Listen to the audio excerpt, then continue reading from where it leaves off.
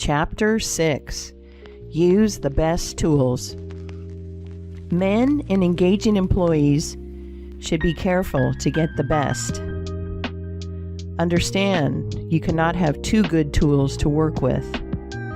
And there is no tool you should be so particular about as living tools. If you get a good one, it is better to keep him than keep changing. He learns something every day, and you are benefited by the experience he acquires.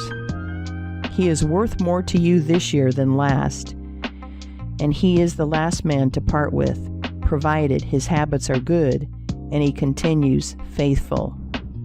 If, as he gets more valuable, he demands an exorbitant increase of salary on the supposition that you can't do without him, let him go.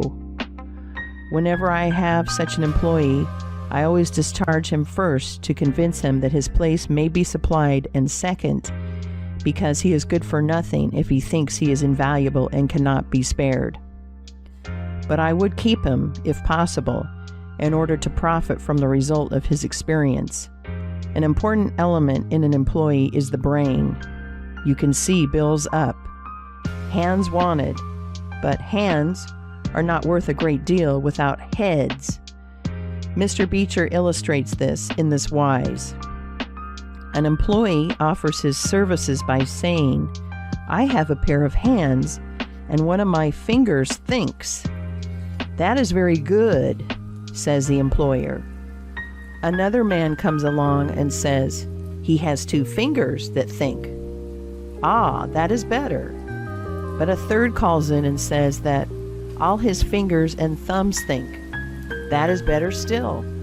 Finally, another steps in and says, "I have a brain that thinks. I think all over. I am a thinking as well as a working man." "You are the man I want," says the delighted employer. Those men who have brains and experience are therefore the most valuable and not to be readily parted with. It is better for them as well as yourself to keep them at reasonable advances in their salaries from time to time.